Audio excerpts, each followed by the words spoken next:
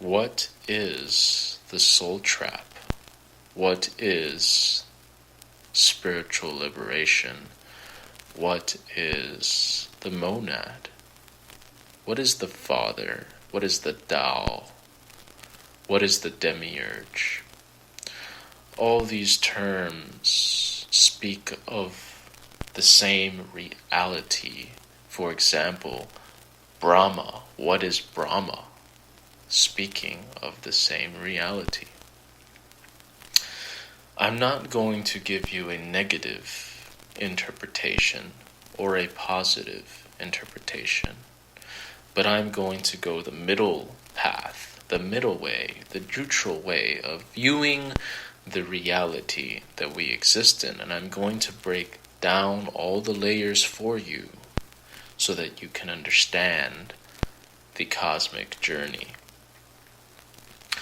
We exist in the realm of the body, the material universe. We are far from the source. We are what many would consider, from the soul trap negative perspective, in a illusory reality that has been created by a false being, the demiurge, Brahma, Jehovah, the Old Testament God.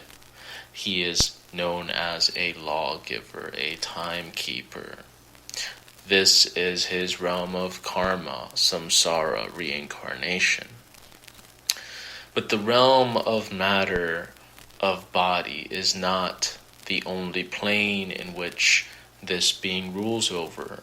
The realm of mind, the astral plane, the causal plane above it, ultimately is the abode of this being.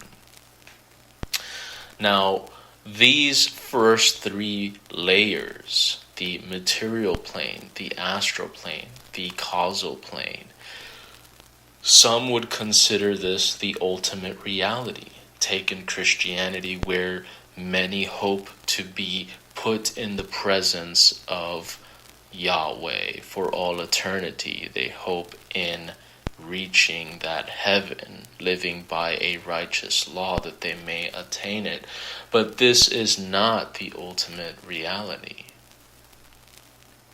There is a greater path of spiritual liberation to the realm of spirit. This is what the Gnostics knew as the heavenly pleroma, the fullness of the pleroma, the home of the aeons, greater spirit beings that are emanations of the one consciousness, the one source, the monad, or the Tao, or a aspect of nirvana, one might say. Thus, the demiurge, or the universal creator, Brahman, is just a mere illusion, a emanation from the true source. Some might say the demiurge is a louche harvesting entity that wants to harvest the energy of souls, sucking their life force, their essence, through samsara, through reincarnation. In some more Gnostic interpretations, the demiurge is said to have taken the divine light, the divine spark, from the monad and trapped it in human bodies, in human vessels, so that humans become stuck in the soul trap, in the cycle of samsara and reincarnation, to feed the demiurge and the archons to sustain their reality. Since they cannot create anything of their own, they are considered only a shadow, only a imperfect version of that which is from the pleroma. And the demiurge is said to have been the spawn of Sophia, one of the aeons, who did not pair with her pair correctly, because they come in male and female divine counterparts. And so this demiurge is a sort of imperfect false god who does not know that he isn't the all-powerful God, but believes he is. And so this is the more negative interpretation of the soul trap and the Gnostic way of seeing reality.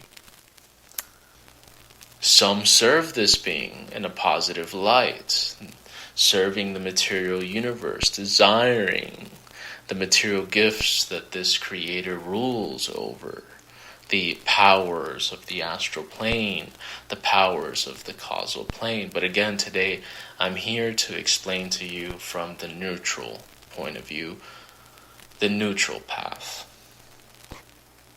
We are here in a system of reincarnation. This system that I'm referring to is like a great filter, a system of purification. When one looks at it from neither a bad or good perspective and sees it as a mechanism, one will see a filter.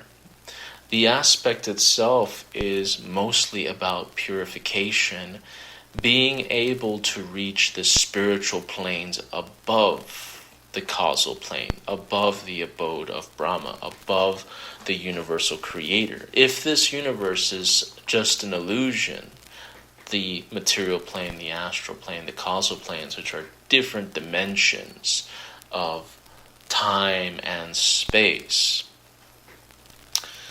if this is an illusion, then the reality above it is the ultimate goal. This is where the true God would dwell. This is the realm of spirit, the true home. Above the causal plane is the super causal plane, the great void of nothingness, which would be in Buddhism nirvana. And then above that, the true home, the home which is the great ocean of souls, the monad, the true God, the God within you, the kingdom of heaven within you. This is the God that dwells in your heart, in your soul, that is indistinguishable from you. The great realization, the path to spiritual liberation, is the realization that you and God were one all along, that God was in you. And one attains this full realization when they return to the true home, to the great ocean of souls, when the drop of water returns to the ocean. You are the soul, the drop. And when you return to God, the monad, you attain the full realization that you are God, that you were always God, and that the separation was an illusion. That is the purpose of the realm of body and mind, for which this being, the demiurge, the universal creator, Brahman, the Old Testament God, rules over. Him and his archons, him and his Elohim, him and the many gods that people have served and worshipped for aeons and aeons. These are the administrators of this reality. They perpetually keep the cycle going, and they measure one's soul. This is the tale of the feather in Egyptian mythology, weighed against the heart, the feather of an angel. The heart must weigh less than the feather of an angel for you to enter into the afterlife. And what is the true afterlife? The realm of spirit, which is pure love. The way back home can only be attained through pure love, through pure gnosis of one's self with God, the realization that this God is pure love. And through this pure love, one becomes a devotee, a devoted student of love. It's a reflection, a mirror reflection. It's an awakening. Love is something we cannot explain when we feel it. But when we do feel it, true love is the ultimate. And again, this is the realm of spirit. This is true transcendence.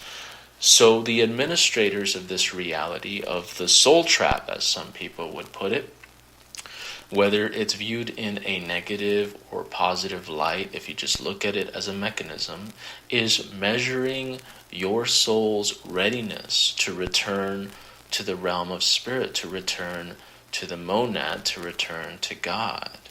You can escape this system. You can return to the great ocean of souls. The kingdom of heaven is within you. You must look within yourself to find it. All things emanate from the monad. All realities. And the realm of spirit, which is above the causal plane, the astral plane, the material plane, it is a realm of pure consciousness.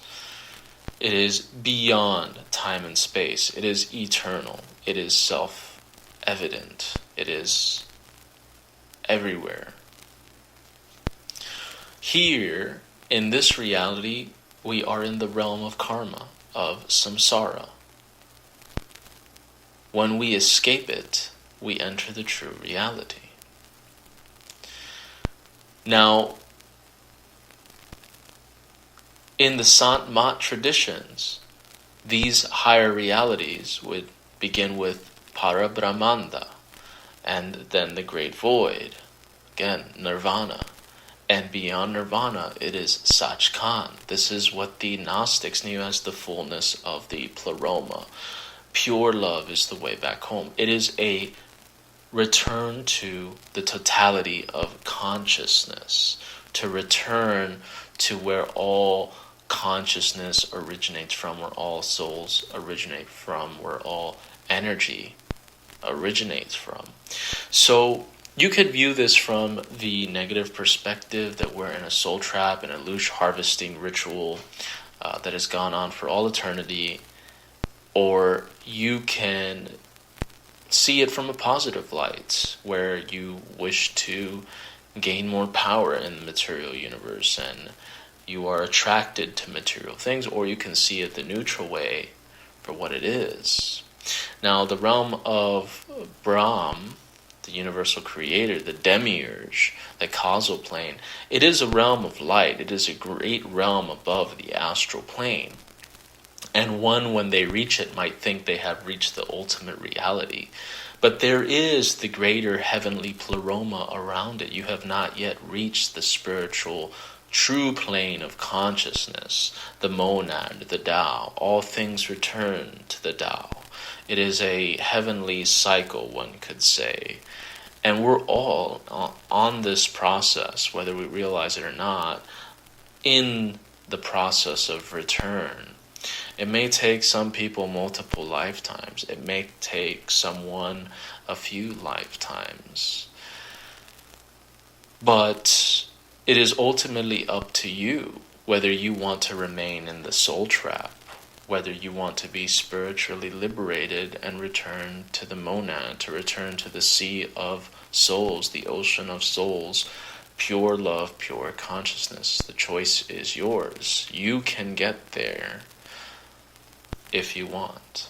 You can transmute your drop of water, your personal soul, and attain realization of God consciousness and merge into the sea. This is, in a way, the defeat of the ego, the transcendence of the ego, dissolving oneself into God. And many mystic traditions around the world understand this knowledge, whether one is looking at Gnostics, the Sufis, the Sant Mat, the Taoists.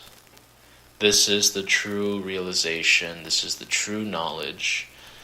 And this is what shamanism attempts to convey. When the shamans commune with the gods, they know they are communing with the gods of the causal, astral, and material plane for favor, but they also know that there is a greater spirit, a great God that is everywhere, that is, its full totality encompasses all things, is within them.